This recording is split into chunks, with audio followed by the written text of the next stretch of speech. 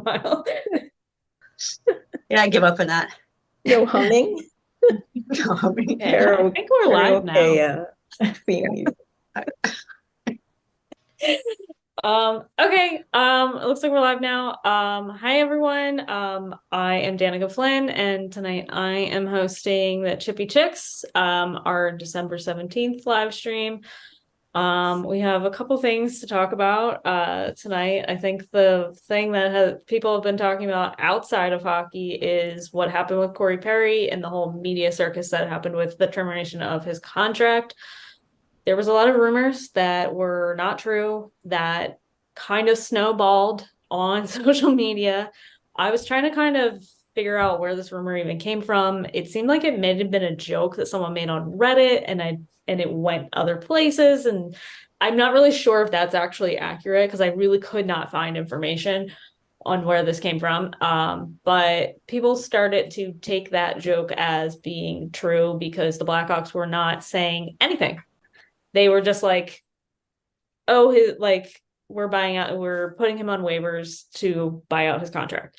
And they did finally do a press conference and talk about it, and they kind of didn't say much, though. They were just kind of like, this is a workplace issue, which I don't know if they did enough at first to kind of get rid of those rumors, because it did seem like it took them a long time. So I want to know if you guys also feel the same way, which I feel like you do. They have kind of squashed these weird rumors sooner? Kelly, do you want to start? Oh, sure, I'll start. I have the timeline. Oh, really? You're more prepared than me. So the incident happened on Tuesday, November 21st in the evening, apparently.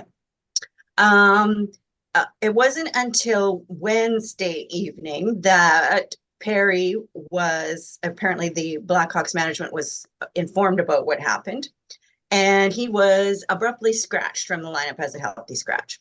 So Wednesday evening, that happens. I think people talked a little bit about that because there was no reason given, but a healthy scratch seemed weird, but whatever. Then on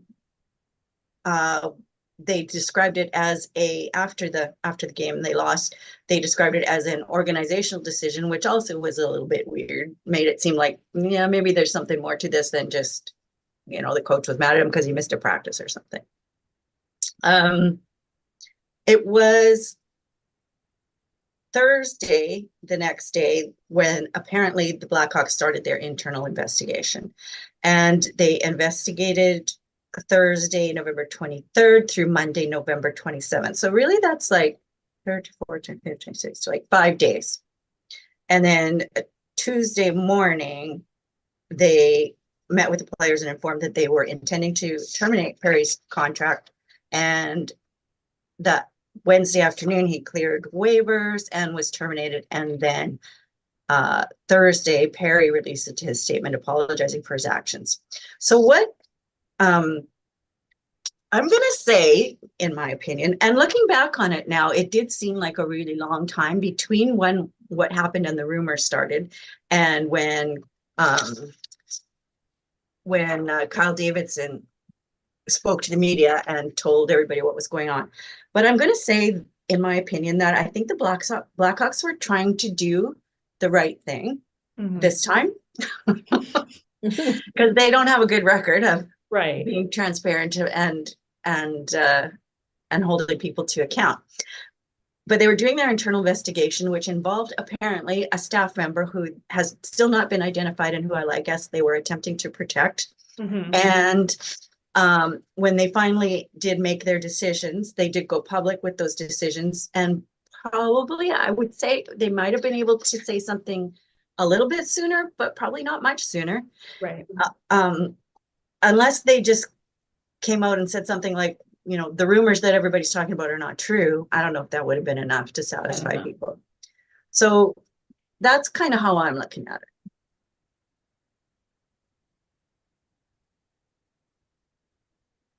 I don't know who wants to go next. I hate picking people. I'm so bad at it.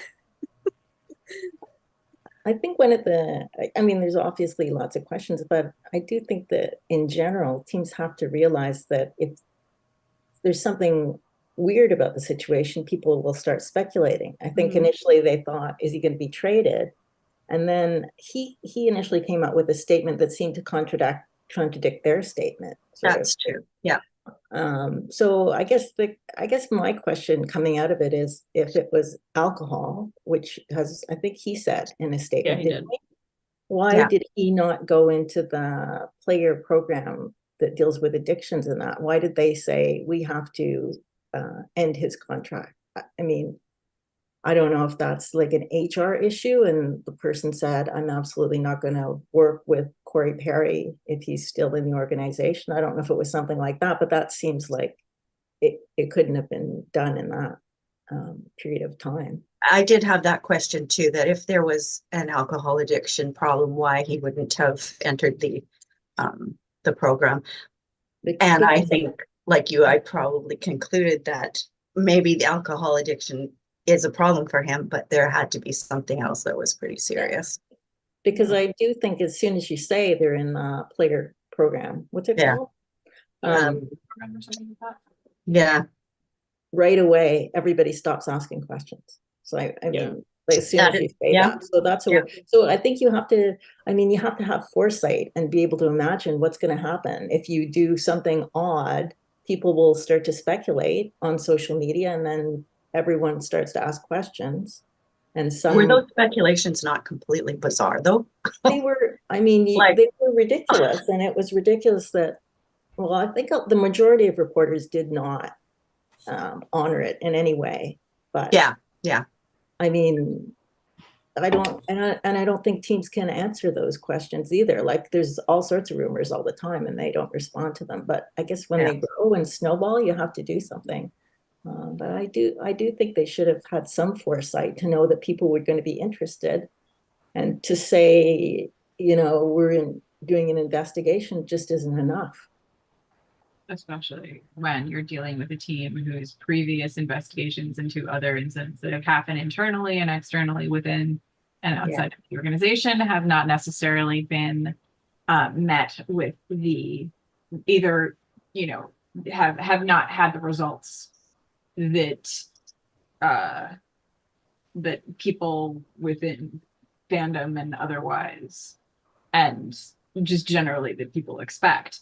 So they're already, at least they should be, if they are aware of their situation in the context of sort of the public nature of the sport. So I mean, I still don't think we'd have confidence that Chicago's handling things right, because we just have no idea. Exactly. Yeah, it might have been like one of two things. Like, the first, if we don't feed into it, maybe it'll just go away because, I feel like it was like over the weekend. And then the other thing is like, there's been so much focus on Connor Bedard, like anything with his name attached to it was going to go viral. Like they should have known that. Yeah. That's where I stand on the thing. And I also feel like, because I think the rumor that Corey Perry was going on waivers happened, and then the investigation, and then they're looking at it. Do you know what I mean? Like, I feel like it was slightly backwards, and that's why it took so long to get out. That's what I feel like, because we all heard he was going on waivers and then started speculating. You know what I mean? So they had to have that investigation beforehand. Does that make sense? Before they put him on waivers, yes. Yeah. And we don't know. Yeah, because what if somebody picked him up off waivers and then found out there was a big Wow. Yeah, but there's always still like a whisper network because, it might have not been the first time, because that is like quite unusual for somebody like Corey Perry. Like, he's won Stanley Cups, he's a veteran player, to be cut from a team so suddenly. So you know what I mean? Like, it could have been a problem within their organization or a problem within the NHL that everyone knows about that we don't know about, So. Well, I think they signed him as a mentor too, because they said, "Oh, we've got lots of young players, and we want somebody experienced and you Yeah. know. Yeah, there was the whole strange situation, and I feel bad personally because I was laughing at it when it first started. Like, I mean, I thought it was a crazy rumor, but I was kind of like laughing at it. But then it just got so big, and like you start thinking about how these are real people and how they're impacted by it, and it felt really icky. Yeah. And that's Yeah, what I because was. they're not public people. I mean, Yeah. hockey players are public people, but their families are not public. Exactly. Yeah. I just feel so bad for Connor because I feel like there's so much attention on him all the Right. time. And like, you know, people are gonna use this on the ice to chirp him. Like, you know, Oh my God. and I Yeah. just like Yeah. he's never gonna hear the end of it. Poor guy. Like, but the ickiness, I was seeing like a lot of things in readers group where people were like posting like about this rumor and being like, oh, does anyone have a book like this? And it was making me so uncomfortable, even though I know people have written books with this sort of topic before because we write hockey romance and it's fiction, but it was making me feel like really uncomfortable that people were asking about that, why this whole like thing was going on. And I don't know if it's because all the stuff that happened this summer with the Kraken, like all of the attention on hockey romance. I don't know if that's why I was feeling that particular way. I don't know if anyone else experienced that. I didn't hear the request, but it just I noticed 2 books right away with that exact theme. And Really? thought, oh, that's kind of weird. Because it's top of mind, I guess. I would write a story like that. It would be a little different. Yeah, it was a lot like who's writing this exact story, and I'm like, that makes me uncomfortable. Well, for starters, I mean, you'd have a single mom. You wouldn't have a married mom. Right. Exactly. And you wouldn't have the married player. Like they'd both be single. Yeah. They'd both be consenting adults like, that were available. Yeah. That's what the difference would be. Yeah. Yeah. And honestly, if it was 2 single people that are consenting adults, who cares? Right. Like, and I think we've seen the other kind of romance too, where there's like an 18-year-old rookie, and then there's some guy on the team whose daughter is like his age, and then something happens, and you know, because people are always looking for kind of the forbidden thing that stops the romance from happening. So anything that's like that and kind of titillating and a bit off, they're interested in. So yeah. I think I talked before about the book I shelved, and it was a veteran player, and it was Secret Baby, so that's why I shelved it. But like they got back together and his son was the rookie goaltender, but like he didn't know that was his dad. So there was a lot of reasons why I shelved it, but it was like kind of similar because it was like he's like dating his mom like behind his back because she's like, I don't want him to know about this yet. So he's an experienced player and a rookie goaltender. Yeah, like so he had played there as a rookie and got traded, and they lost connection, and she found out she was pregnant and just like never told him. And so he comes back to the team to like retire, and then like his son is on the team, but like they don't know that each other are, but the mom knows. I showed it. She never tells him. Oh, she doesn't tell him till in the book. Sometime in the plot, she tells him. Whoa. Yeah, I mean, he figures it out pretty quickly. Hey, you know that goaltender? He looks a lot like you. Didn't she used to play here 18 years ago? Yeah, that's why I shelved it. There was a lot of things I just wasn't working with it, and like he forgave her too quickly. Like it was just, I was like, maybe I'll go back to it one day, but I was just like, I don't think I'm gonna do this story. Like I don't know. It might be too much. It's a little overstopped. But it just like reminded me, like I kind of wrote something similar, but not really like within that vein. But I wouldn't write like exact word for word of a story that happens. I know there was an author that did that recently, and I'm pretty sure they got a cease and desist about that. Oh, is that the Taylor Swift one? Yeah. Yeah.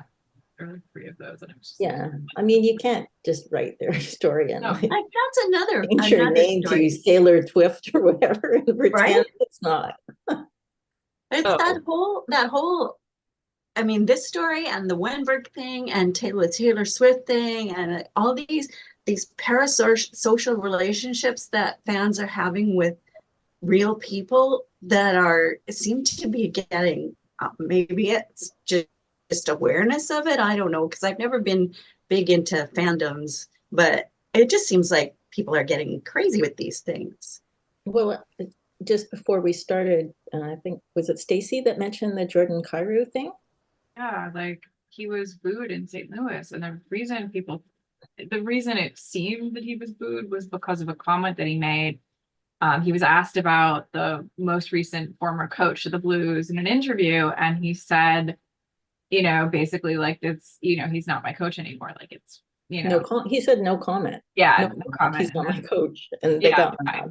Yeah, and he got booed, and there were pictures. There were like post-game interview photos of him crying. Basically. Oh yeah, there was a video of him crying. Yeah, it was really, really bad. And it's like there is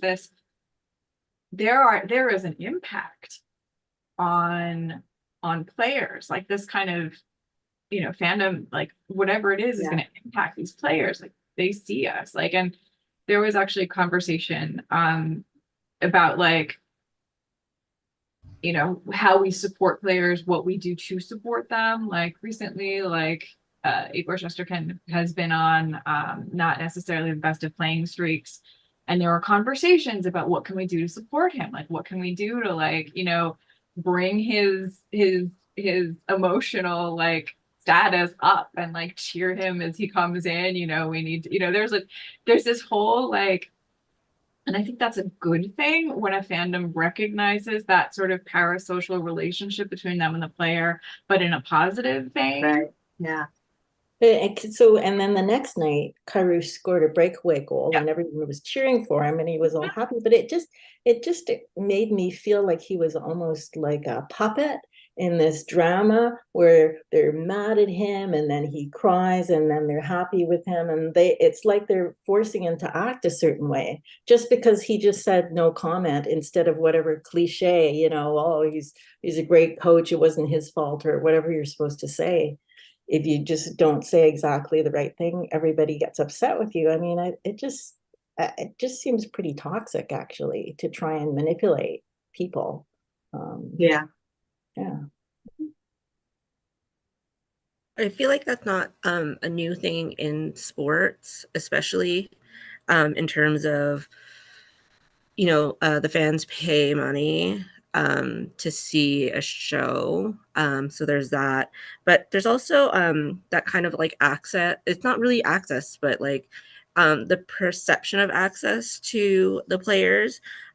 We have things like OnlyFans now. So like you'll go on, say, Instagram, and you'll see a public profile, and there's just people just, do you have an OnlyFans? Like this is how they're spoken to all the time, whether they want to or not. Like I'm not sure that's a good thing. And like, how does it stop, and where does the protection end? And I think this is, and then we always forget, well, like we don't, because we talk about it all the time, that like a lot of the hockey players are so young. Yeah. And that's a problem too. Like I was just like at the liquor store yesterday with a friend of mine, and I was like, I can't tell the difference. Like, when you like age somebody, I was like, you're either clearly a child or not. Like there's no in between for me. And a lot of these, like a lot of the hockey players, especially the newer ones, they look clearly like children to me. You know what I mean? Yeah. They've got like all sorts of breakouts into their helmet. Oh yeah. Yeah. No, that's a good point, Fortune. Yeah. Yeah. Yeah.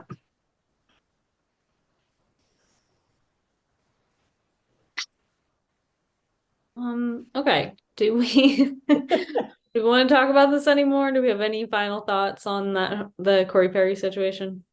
The only thing I would say is it just seems to be that, like, if you want there to be a book about something, there probably is actually a book about that thing already. Something for everyone. That is true. Yeah. I was trying to like explain to my partner some of these like weird like shifter book, like very strange shifter books that have come out, like the balloon animal shifters and stuff. And he was like, "What are you even talking about?" I'm like, "Don't worry about it." I'm like, "I haven't read them, but like it's just like people are creative and they'll think of anything." Yeah. Okay.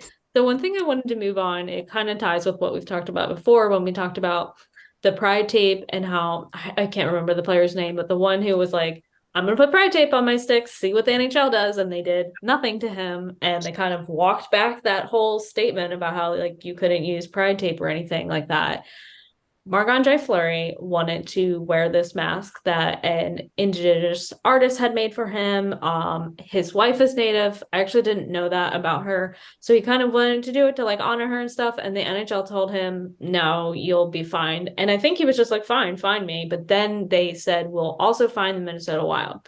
And there was like a conversation, is he going to wear the mask? Is he just going to be like, fine, just fine us? Like, and he did end up wearing it, but it doesn't seem like the NHL did anything about it because one, there was public backlash about it because people were talking about it. And it just feels like they made this rule based on a small percentage of hockey players last year that had an issue with wearing the pride jerseys. And now anytime someone is taking a stance against them, they're just walking back. They're just very weak on this stance. Also, Fleury is a very kind of almost beloved player. He's a big name player in this league. So I think them going up against him, I think was not going to be great in terms of fan, like how they were going to feel about the NHL. Also, I'm trying to remember who it was. Was it Grubauer on the Kraken who also got a native designed mask and said, I'm going to wear it for the rest of the year? Oh, I didn't hear that. Said, yeah, I'm trying to remember. I think it was Grubauer. I don't remember. I think it like again, it was a member of the Kraken who got a specially designed mask designed by a native artist and said, I'm not just going to wear it this day. I'm going to wear it for the rest of the year. Because apparently, like that was his way of getting around the rule. Special situation. Yeah. Right. So it's not just this day is for the rest of the day and the rest of the year. And because the rule is that they're prohibited from wearing specialty equipment for theme nights. Right. And that's so yeah. And I'm pretty sure with Fleury's situation, it was like a theme night too. And that's why that's in particular why he was doing it. I did see that the Kraken had they had Indigenous people's like day or something, and they came, instead of wearing suits that day before the game, they were all wearing the jerseys, but I don't think they wore them on the ice. I was trying to find information, and like one of the comments on their Instagram video for it was like, this is a shame they're not wearing these on the ice. So I think that's how they were getting away with it. Still like bringing that to fans so they can like show that support, but like kind of doing it as like the game day dress instead of to kind of skirt that rule. So it's like teams that want to kind of defy the NHL are finding ways to skirt this rule. Yeah. So I think the Canucks did that too. They for the Indigenous they sent a player out to a reserve and they were making bannock and eating it. It was so funny because he says, I have to take my teeth out to eat it. So but then they had like a really cool hoop dancer, and they had the anthems, and they had all the people out, for the puck drop and everything. So they're doing everything around it except the jerseys on the ice. Yeah. So in fact, I think they upped it from what they usually do. So that's good. Yeah. It just seems so backwards. Like we're gonna have the night, we're gonna do everything, but totally. But not. Do you know what I mean? Like they could have their third jerseys. It'd be like to be Indigenous jerseys and just wear them as long as they put them on the schedule and it doesn't fall on the same night. Like it's too friggin' complicated. Like, because I didn't understand what the rule was over the mask. So I was like, but there are custom masks all over the NHL. Yeah. But you can wear it every day except this one day. Like, yeah, right. It's silly. Yeah. Going back to Grubauer, he said Kraken sources said that they had reached out to the league beforehand on his behalf and were told he would apparently be fine if the mask was designed for multiple game use and not just the one evening. Apparently, Grubauer had the custom mask commissioned a while ago after meeting a Native American artist who had done work for the team and indeed plans to wear it beyond Saturday's game. This is from the Seattle Sports Business Journal. So what, they could wear native themed jerseys all year, but not one night? Is that Not just that one if night. it is just designed for the one night, if it became, say, a special third jersey that could be worn like, you know, a couple of times during the year, then it's okay. But if That's it's ridiculous. just for that, which is the most ridiculous thing I ever It's so convoluted, and it's just like a ridiculous. sign of like how old fashioned this league is and how they just like are not, I don't know. Like, it just makes me It's ridiculous. I don't know. You know, people are being And I don't think Flurry was ever fined, because I was looking this afternoon too, but I couldn't find anything. I So couldn't find it either, because I Yeah. asked you guys in the chat like right after Yeah. it happened. I was like, did he ever get fined? Because I I like don't couldn't. think so.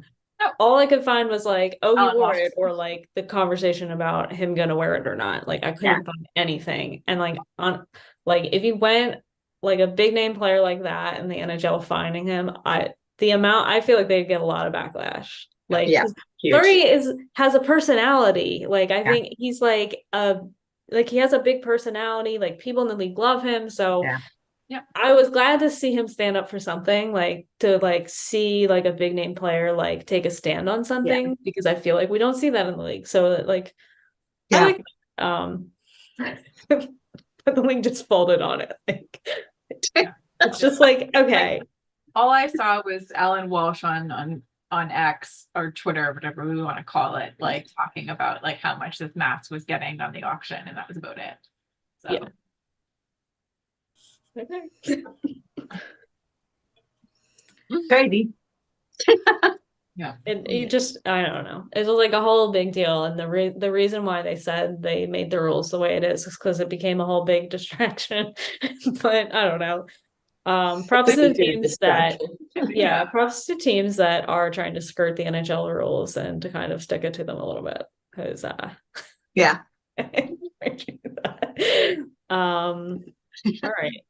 What other things do we have to talk about? I feel like we're getting through things quick today. Okay, so Mel had the idea to talk about our favorite hockey romances of the year. Yay. Do you want to start? Do you have one? Am I starting? Yeah, Okay. you start. It's your idea. I have two, and I read them both this month. So my first one was Elle Kennedy's The Graham Effect, which is her kind of second generation of her hockey series. It's the child of the characters, main characters. She's a girl, she's feisty and spirited, and what happens is the university she's going to, the colleges have merged their hockey teams, so there's like not the women's but the men's teams. So anyway, so this guy that was sort of on the enemy team, she comes into contact with, and they have a bit of a history. But I just would say that it was fantastic. Like, good. I have it on my Kobo, but I haven't read is it. It is like so good. It's got all the things I like. It's got that male banter, you know, the locker room banter.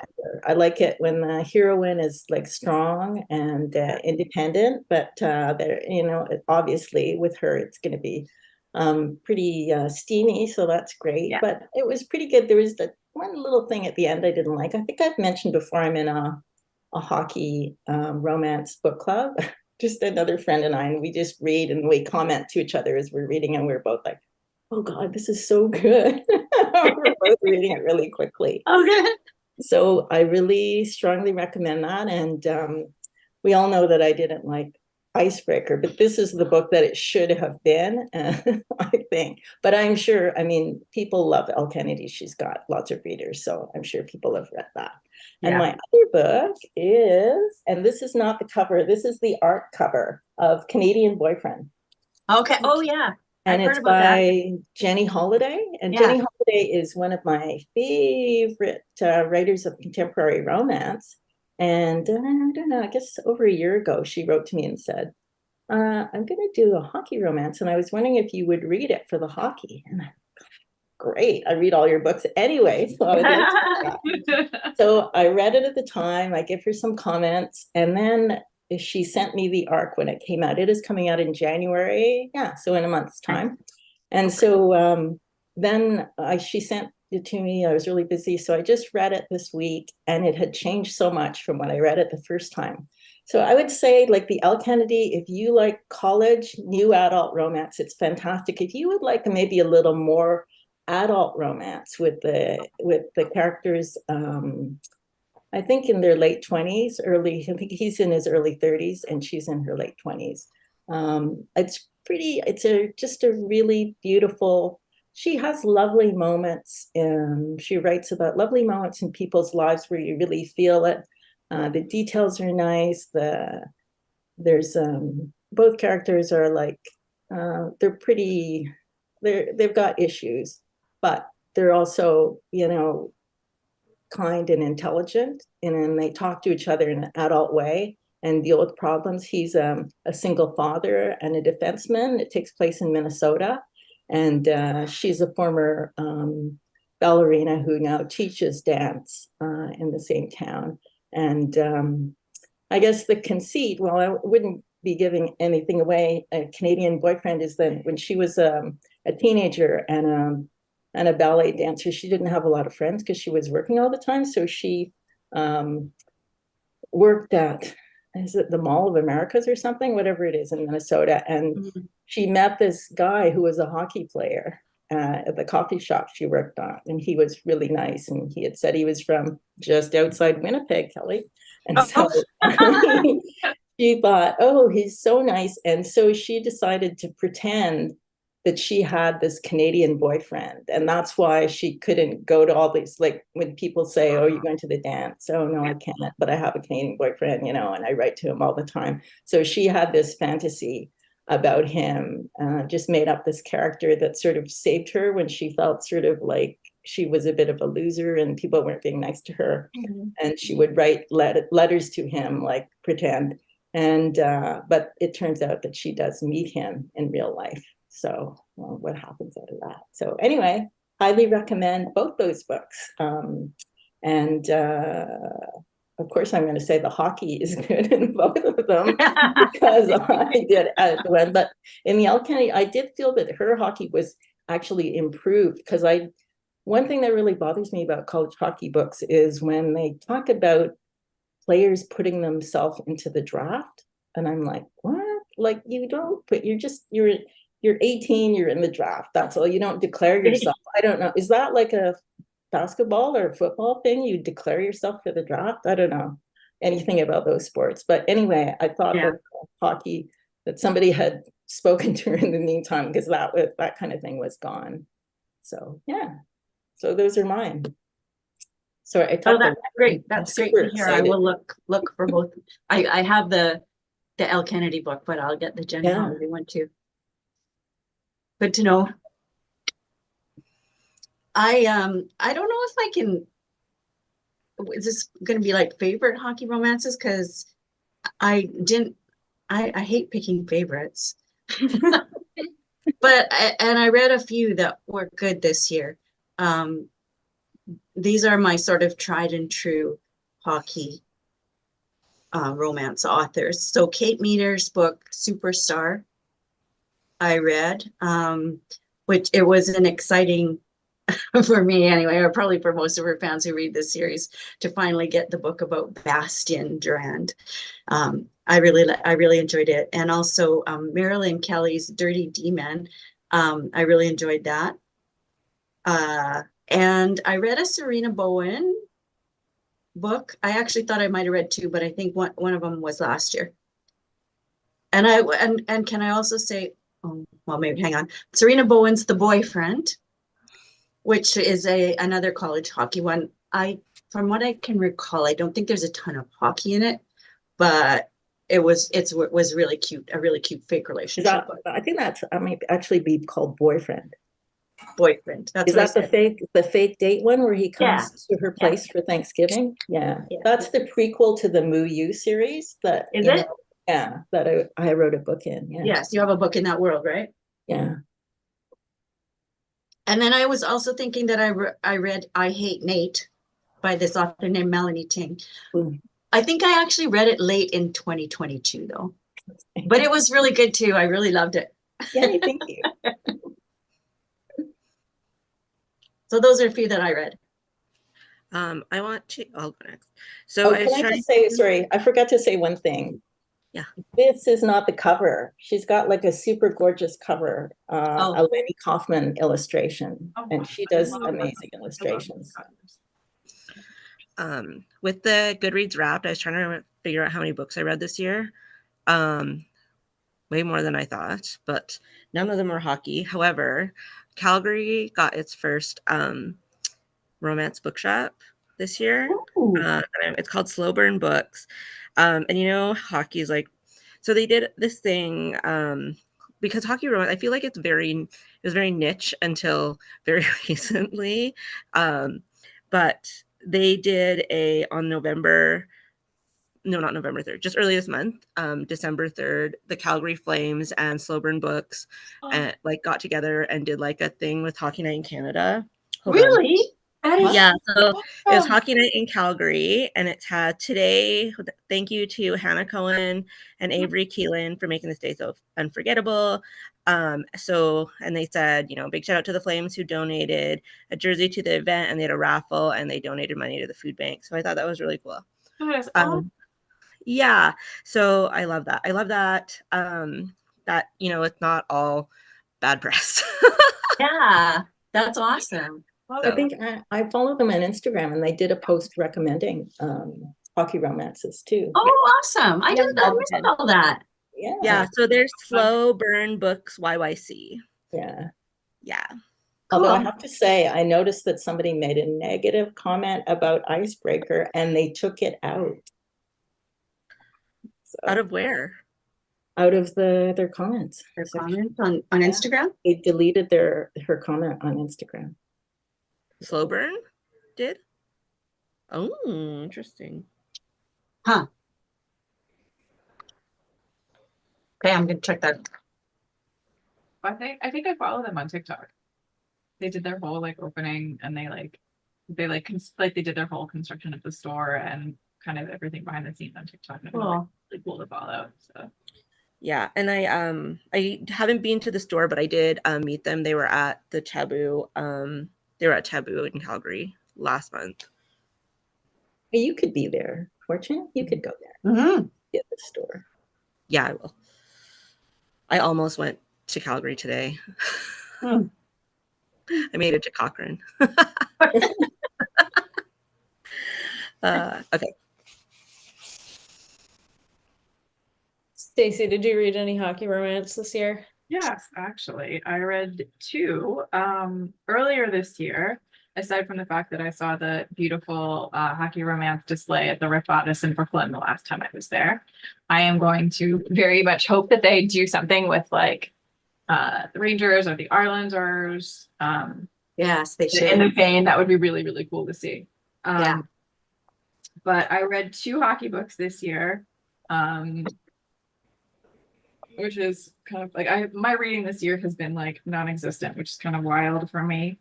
But I read Zoe York writing as Ainsley Booth's The Playing Game, which is the start of her new hockey series. Right. I read it earlier this year. It's a really, I love her books anyway, but this one was really, really interesting because she built out this like the Hamilton hockey team and the mythology behind it. And I kind of love like watching people build their hockey teams with, you know, within the context of the, you know, their men's professional hockey leagues or the women's too. But I love watching them build that out. And then how it fit into the Hamilton kind of like the area, the city of Hamilton, and how that kind of worked together. And the main female character was a nurse at the hospital, and the story between the two of them, you know, his kind of redemption, if you will. And it's a really, really great. I really, really loved the book, and I'm looking forward to diving into I know the second one is out now, and I know more are coming, so I'm really excited about that. The other one I want to talk about is also a college hockey book. It's Sunny Disposition by Deanna Gray. It's the first of hers that I read. It was really, really good. She works at the arena and he is a player on the team. It's just a really, really interesting sort of a story about like these two completely different people. And I really, excuse me, brain is all over the place tonight. I really, really enjoyed both of them. I only read a couple this year. So I read Kelly's The Ozone. I know I talked before about Elle Kennedy and Serena Bowen's Good Boy and Stay, which I wish there were more of. I just started, it feels so late. I've had this book forever. Marilyn Kelly's Slayers book. So I read the first one. And I thought it was interesting listening to it because that was like Brother's Teammate. And my next hockey book is Brother's Teammate. So it was just like interesting to read it and how like we all write the tropes differently and like how like vastly different our books were. So it was just like kind of because I had just finished editing that book and sending it back to my editor when I was like listening to that. So it was just like interesting. I read like her book that was not in that series, but kind of like set up the series before. The one with like the brother, like he has a book. So that was in like a separate series. And then I think she wasn't going to write hockey romance and she had written this book and then she wrote the Slayer. So I'm listening to the second one now. So I liked it. I thought it was good. I've enjoyed that series. Yeah. Is that and I have to check out the Ainsley booth. Yeah. That's the title, The Slayers, or is that the team name? They're all like Dirty something. It's like Dirty Player, I think it's the first one. Okay. Yeah, I just Dirty read Player, Dirty D-Man. I love that title. Yeah, like all of her titles. I mean, I like to brand my series titles together as well, so I understand why she does it. Oh, so that's the same one that Kelly read. It's from the same series. It's in the same series. Yeah. Yeah, so I read Dirty Player, which is the first one, and I don't know what the second book is. Yeah. Dirty something. Writing all these down, I'm going to read every Wednesday. I usually do not read all the series. Like I'll read like one or two and then I'll be like, unless it's like my favorite authors, I really will just like pick it up and then like forget about it. Well, sometimes I look and if it's like if a trope I don't like, I'm not going to read it. Yeah, I'm that way too. But if I end up liking the author so much, I will go back to those ones that I don't think I'm gonna like and just to read them. And they usually end up winning me over. So it really depends, I think, on the author. All right. I think we can move on to wildest things. I didn't have any. I know Stacy had a bunch. So Stacy. There is this like going back to the conversation about teams that are bypassing the NHL's rules on special event night.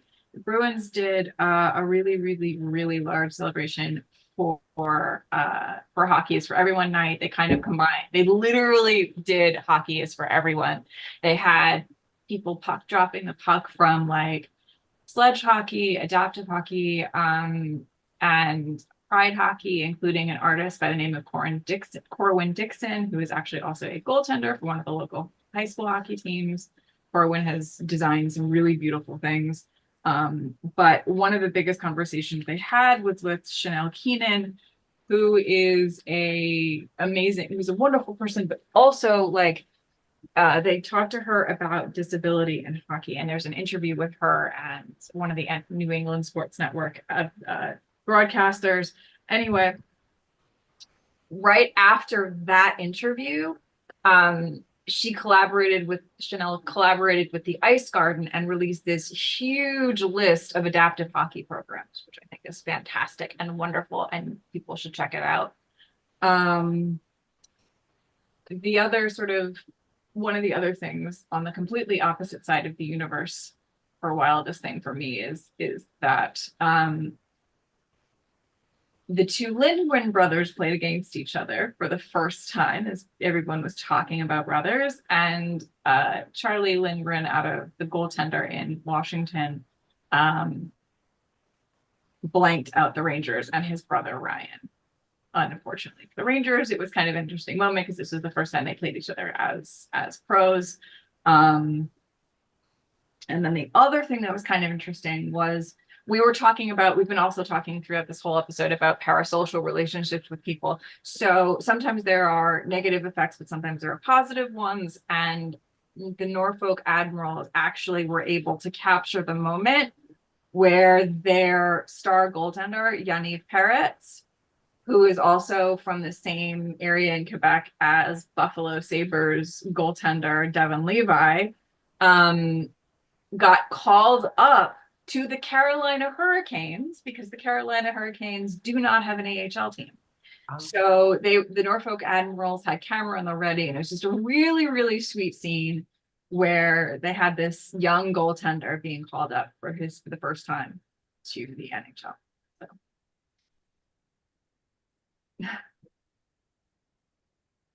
I have a very short wildest thing. Has to do with my boyfriend Phil Kessel, who still hasn't signed with the team, and he's looking at the Swedish League. Oh. How is he still a free agent?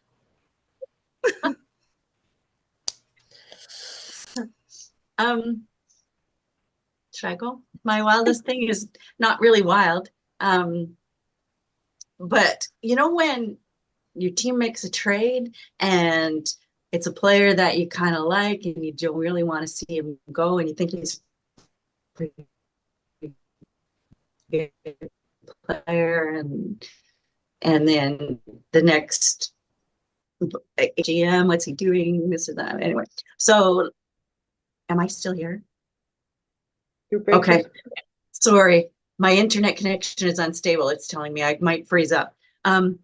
So last year the Jets traded away Pierre-Luc Dubois for 3 players, I think, no, 2 players and I can't remember, from the Kings, Los Angeles Kings. The 2 players were Gabe Vilardi and I forget his first name. Yeah. So this year, Gabe Vilardi, in like one of the, if not the first game, but one of the first games of the season, we're playing the Los Angeles Kings, and one of their players injured him and he was out with a knee injury for like 18 games. So he was like our new big hope for the team, and he was gone for ages. He is back, and holy crap, is he ever back. He has been on fire since he came back. They played against the Kings again the other night in Los Angeles. And where's my notes? The Jets won 5-2, and he had 4 points in that game. Then last night he had 2 goals and was the first star of the game. As an aside, his nickname, Gabe Vilardi, is Lardo. He is, and this is the thing that's blowing my mind. He's only 24 years old. I saw them interview him on TV, and for some reason he looks older. Like, we talk about how a lot of these guys look like babies. He looks older, and for some reason I thought he'd been around for a long time. He's only 24 years old, so yay. He and Iafallo in the last 2 games have combined for 8 points, which is 66.6% of Pierre-Luc Dubois' entire points so far this season. So it's like one of those trades where you're just like, yes, good job. Everybody was all questioning him and like criticizing him last year when he made this deal, but now it's like, oh yeah, this is great. So anyway, everybody's very happy with Lardo. Lardo.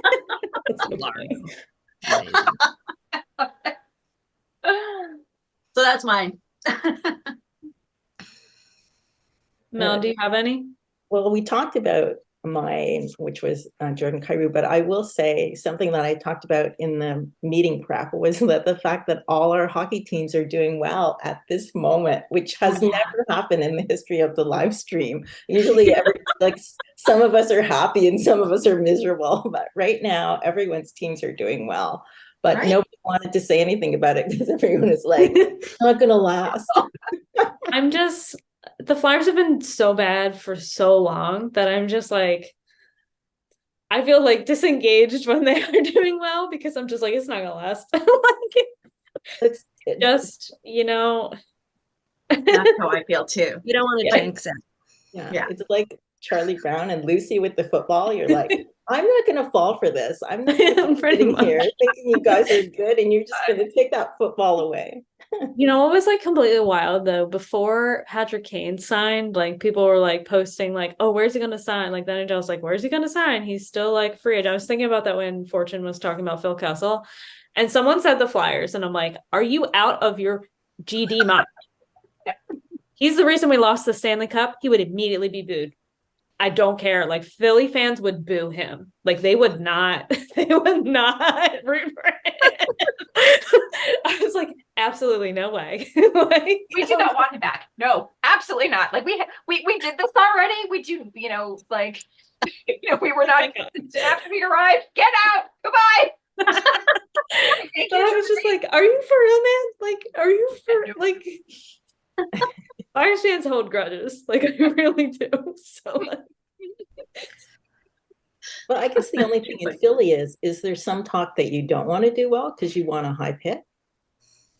Maybe, but like we've been rebuilding for too many years now. Like I think that's the whole reason that like Briere is the GM now and we have the new hockey president. Like so Brian Boucher does the color commentating now. So it's like a regular reporter and then like a hockey guy, which I like that level of balance. And my critique partner, like I didn't watch the game the other night. She sent me like notes and she was like, Bouch was saying, oh, I don't always defend the goalie. And the other guy was like, yes, you do. So I really like, she's like, I'm really liking their banter. And I was like, yeah, it's pretty good. Like I was kind of worried because like him and Jonesy had like that really good banter, like between the like more broadcasty guy and then like the hockey guy. So I do like that mix of the color commentating. So yeah, we've got new color commentators, but we've got two right now. And one is Ray Ferraro, who is like fantastic, and the other one is terrible. So, it's like, oh, so you never know what you're gonna get on any night. I mean, Bouch has been doing like stuff like he's been doing Between the Glass, he's done like national stuff, so he's been doing it for a while. So I think it was a good pick, like because he already had the experience. So it was a logical pick. It wasn't just like random player. Sometimes the pick is good, but there's no chemistry between the two guys. That's too bad. Yeah. All right. Are we ready for best dressed? Sure, let's do it. Sure, yeah. I'm surprised. I thought we were gonna like not have anything else to talk about, but we're pretty close. It's almost time. Don't worry. I know. Yeah. I was kind of surprised. Okay. Do you guys see this like weird box here? I don't know why it does that. Okay, it went away. So I love gimmicky suits around this time of year. So this is Yanni Gourde from the Kraken. They posted it the other night, and I'm like, that's gonna be my pick because I love it. It's like a Santa suit. Yeah. So it's perfect. It even looks like he has furry boots on. I don't know. Maybe. Yeah. It might just be the hem of the pants. It's got a white hem. Yeah, like, I think that's what I think he's just wearing like black shoes, or maybe they are boots. I can't really tell. I like it. I guess I'll go. So this is Dustin Wolf. He was covering for Markov. He's a call-up from the Wranglers. So I had to decide between this suit and he had another red suit that he wore a couple days ago that was really not flashy. It was just like very well cut. And again, I was like, Zadarov's gone, and I won't have like Backlund's gonna make it to the top of the best dress list, and he still hasn't. So he's got to outshine. This is a very nice suit. It's a great suit. You should go back to see the other one. He has like it's like a maroon. It's so like, I was gonna send them both and be like, can I have two? So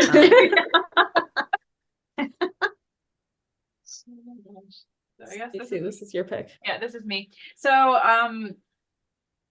it was coincidence that both Vincent Trocheck has been kind of the man recently.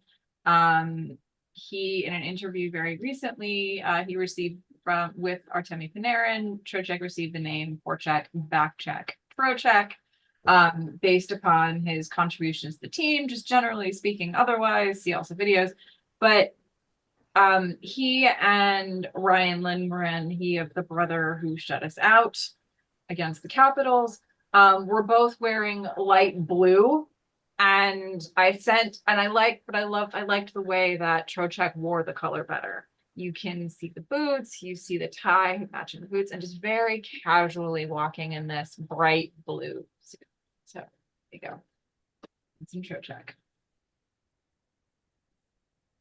Okay, that's my pick with the green hat. That's Nate Schmidt from the Jets. He's a character, maybe not the best player on the team.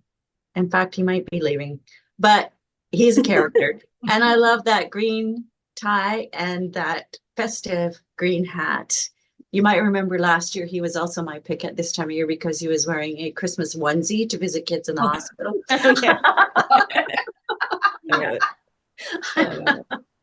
Anyway, I thought that was a nice festive picture. And now it's me, and I have complained a long time about Canucks not having snazzy dressers. And so courtesy of Fortune's team, we had a trade for Nikita Zadorov. And the very first night he played with us. We're in Calgary, and he was lurking in the background of the Calgary interview wearing a black cowboy hat. I think red too. But this is what he was wearing to a game and really liking it. This super tight pants, and you can definitely see the hockey thighs. Yeah, but you can tell he's into it. He's got the fade and everything, so he's yeah. So I'm looking forward to seeing what else he wears. Nice. Okay, guys. Oh, we're like right at time. Okay. Books coming out. I'll just pimp my Christmas romance again. Okay. Can you see it there? Merry Fucking Christmas.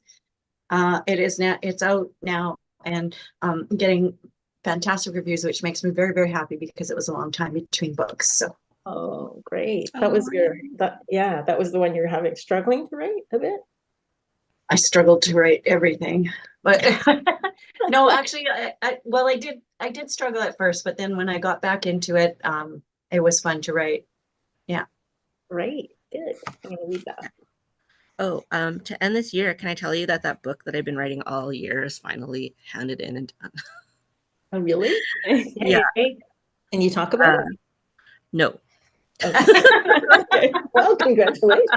Yeah, I thought it was gonna honestly, I thought it was gonna go to my grave. Like on my gravestone would have been like, "Here lies Fortune, who's still editing this book." But it's finally done. Yay! March 24th. Okay. All right. I don't think we settled on a date for the next one in January, so I think we'll just update the page once we know. Okay. Update our YouTube banner. You betcha.